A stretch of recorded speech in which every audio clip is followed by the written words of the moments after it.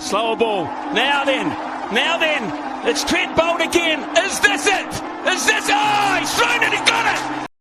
World cup जारी है, लेकिन जिस मैच का इंतजार है हर किसी को, करोड़ों इंडियंस को, करोड़ों पाकिस्तानी को, हालांकि सारे दुनिया को, the mother of all battles, कल इंडिया पाकिस्तान का मैच, वो भी दुनिया के सबसे बड़े स्टेडियम नरेंद्र मोदी स्टेडियम अहमदाबाद से कल दोपहर 2 बजे से लाया होगा और सबकी नज़रें उस पर टिकी हुई है।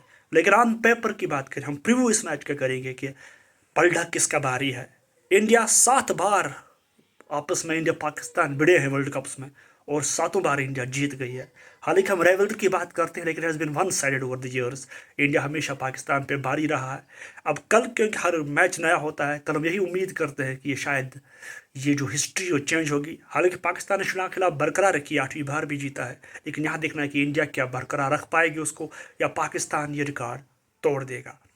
तो जब प्रीव्यू की बात करते हैं टीम्स की, तो ऑन पेपर इंडिया इस वक्त भी फेवरेट्स लग रही है, क्योंकि जब वो एशिया कप में आए थे तो अंडरडॉग्स आए थे। बहुत सारे मसले थे उनके, मिडिल ऑर्डर में कुछ प्लेयर जख्मी होकर आए थे, उनका बॉलिंग इतना सही नहीं चल रहा था, बस जसप्रीत बुमराह इंजरी के बाद वापस आए थे।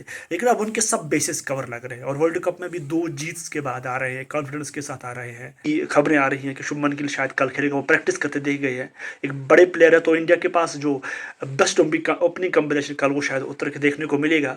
लेकिन इंडिया क्या कर सकती है कल पाकिस्तान के लिए? एक तो पाकिस्तान के लिए थ्रेट है इंडियन स्पिनर्स, जैसे कुलदीप यादव हमेशा पाकिस्तान के साथ हावी रहते हैं और बाबर आजम को खासा परेशान किया है। दूसरी बात, अगर इंडिया चाहेगी, मतलब जो मेरा मानना है, वो कल शायद मोहम्मद शमी को खिला सकती है शार्दुल ठाकुर की जगह, क्योंकि पिछले मैच शार्दुल ठाकुर खिला अश्विन की जगह, क्योंकि शमी के पास एक पेस है और पाकिस्तान हमेशा शॉर्ट बॉल्स पे फंसती है, तो शमी यूज़ कर सकते हैं पाकिस्तान के लिए, एक वेपन होगा इंडिया के लिए। तो मुझे लगता है ये एक चेंज हो सकती है इंडिया के लिए कि वो शमी को कल खिलाए।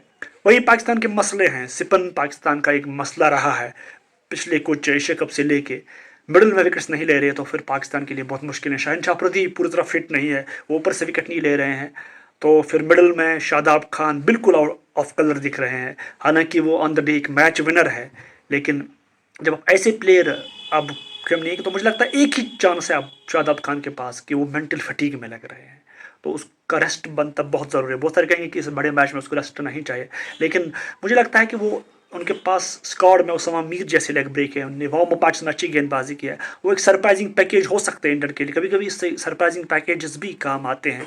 वो एक अच्छे लेग ब्रेक है, विकेट टेकर है, तो शादाब के लिए एक ही उस चीज़ से निकलने के लिए मेरा मानना है कि वो मेंटली फटीग लग रहे हैं, उसकी बॉल सही जगह गिर नहीं रहे, क्योंकि उसके रेस्ट की ज़रूरत है कि 2-3 मैच में अगर रेस्ट मिलेगा ना, तो थोड़ा उसको स्पेस मिलेगी सोचने की। हाँ, एक और पाकिस्तान अपनी स्ट्रेंथ पे खेल के अगर चाह सकते हैं, तो वो कल एक एक्स्ट्रा फास्ट बॉलर खिला सकते हैं, क्योंकि ये वर्ल्ड कप में भी हमने देखा, T20 वर्ल्ड कप में जब वो इंडिया के खिलाफ हारे, तो इसके बाद उन्होंने 4 तेज़ गेंद उतरी, फिर सारे मैच जीते हैं। वो भी कर सकते, हालांकि इंडिया में इतनी तेज़ गेंद नहीं चलती, लेकिन अपनी स्ट्रेंथ के साथ खेल के कर सकते हैं।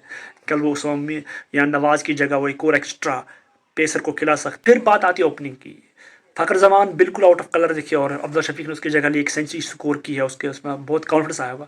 और फिर मुझे समझ नहीं आती है पाकिस्तानियों की जर्नलिस्ट की, मैं हमेशा उनके फैंस से, उनके जर्नलिस्ट से, मतलब उनका सेंस बिल्कुल नहीं बनता है। इमाम उल हक जैसे प्लेयर हालांकि आउट ऑफ फॉर्म में 2-3 मैचेस से, लेकिन 51 की औसत से बंदे के रन है, इतने कंसिस्टेंट है, वर्ल्ड में तीसरे नंबर पर सबसे तेज 3000 रन बनाए हैं, और उसका कन्वर्जन रेट पाकिस्तान में सबसे बेहतर है।